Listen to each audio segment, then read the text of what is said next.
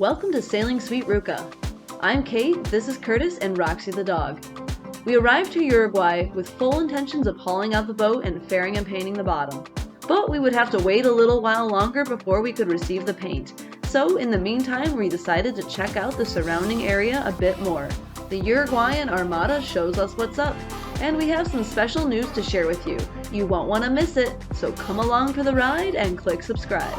Roxy, do you need to go outside, buddy? Do you want to go outside? Or are you just gonna stare at me? I'm gonna tail wag? Yeah, okay.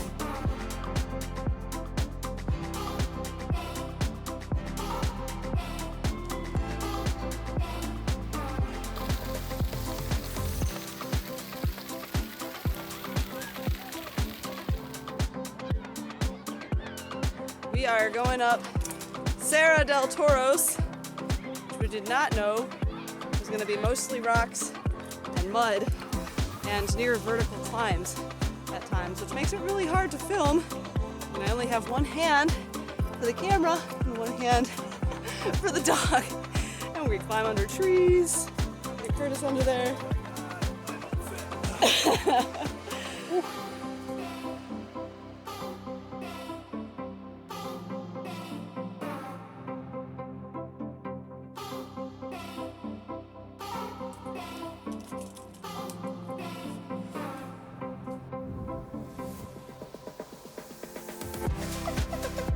Hey guys, we made it to the top of Cerro del Toros here in Piriapolis, Uruguay. We're a little out of breath, but it is awesome 360 views up here. We can see the ships out in the bay and the hills behind us. It is gorgeous, and we're happy to get off the boat sometime. So yeah, this is Cerro del Toros with the first peak.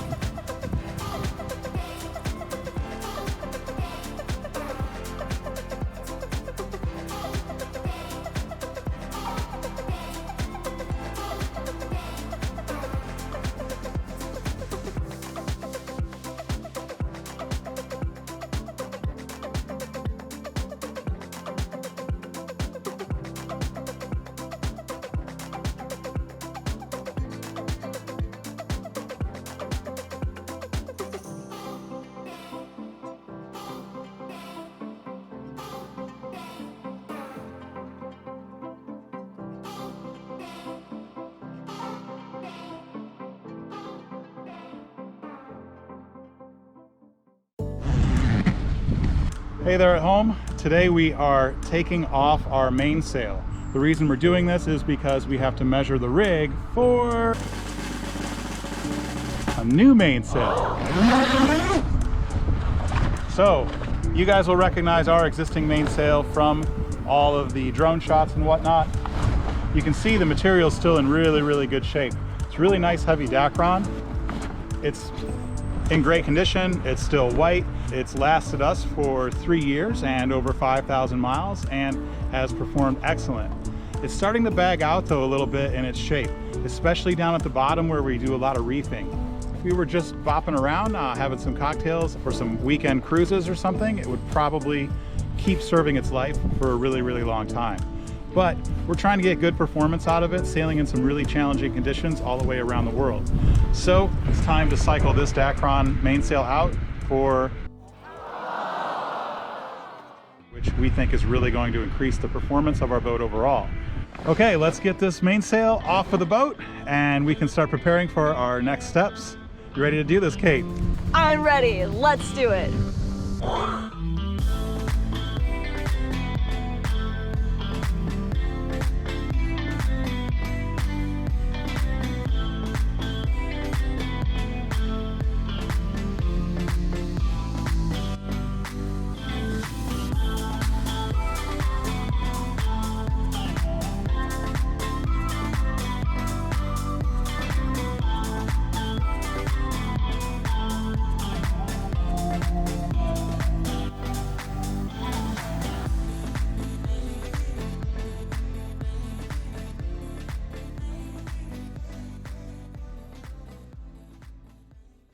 With the mainsail removed, it was time to get measuring.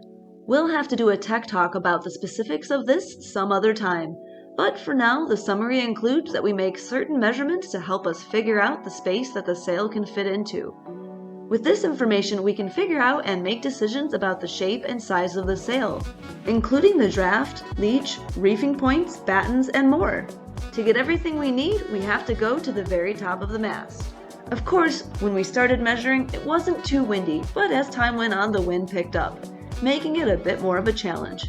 However, we persevered to finish all the spots that we wanted to know.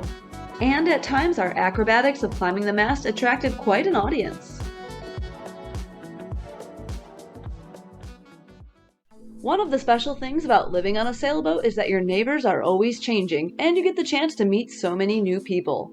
In this case, it was the Uruguayan Armada that parked next to us. The boat was open so citizens could give it a quick tour and talk to the crew to better understand the role and work of the Armada, whether it is encouraging to know that there is a possibility for rescue, or for those young men and women that could be interested in joining. They invited us aboard and gave us special permission to have a look inside. Me llamo Kate y eso es Curtis. Es una buena experiencia venir a este barco. Es una lancha rápida, personal chico.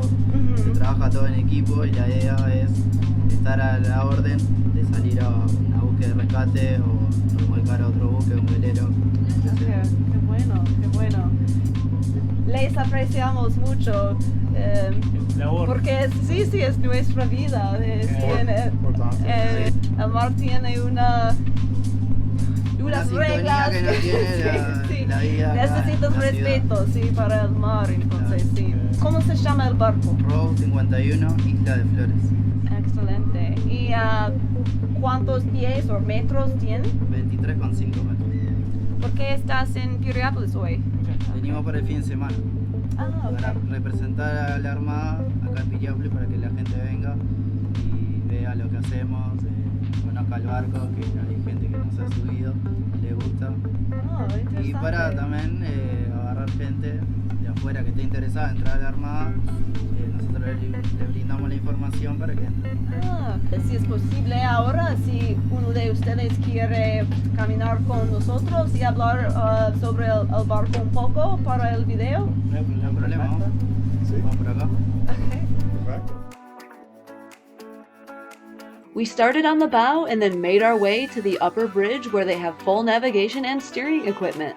There's even a life raft that can hold up to 20 people. It also includes lights and a fire hose. The bridge can fold down so that it can fit under short bridges ashore. Then we were given special permission to enter the interior of the boat. We learned that the boat was originally German and joined the Uruguayan Armada in 2018. This space can be used to perform first aid. The lower deck has all of the same navigational capabilities as above, equipped with AIS, VHF radio, depth sounders, and more. The windows can be cleared if weather or wave conditions are terrible. Next, Camilo gave us a quick peek in the engine room, an amazing one you can stand up in. He explained that the boat is better equipped for winter as its two engines can overheat when it's moving at high speeds. They alternate running the engines and generators so that the likelihood of this happening is less.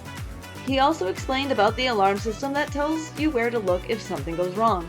Finally, we got to look at the little powerboat that can be used to rescue people in shallower areas or if the seas are too difficult to approach with the large vessel. It only needs one driver, but having an engineer come along is an added bonus. If you think you'd like a video of the full tour, let us know in the comments. Back on deck, we said thank you and farewell and couldn't wipe the smiles from our faces. We speculate if there are opportunities like this in the United States, as we have not personally come across any, but believe it would be an enjoyable and positive experience. Curtis and I continue to be impressed with the generosity and kindness of the Uruguayan people. Vamos arriba!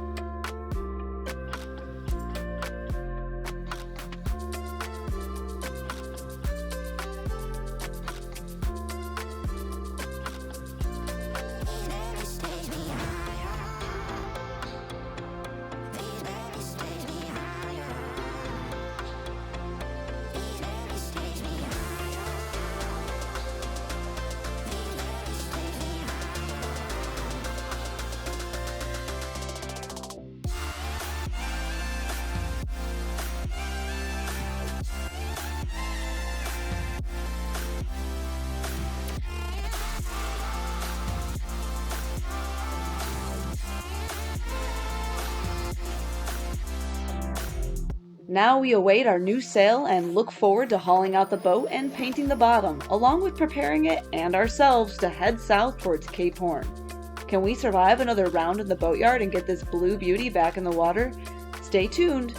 A special thank you to our patrons for making these videos possible. Don't forget to subscribe and come along for the ride. See you next time!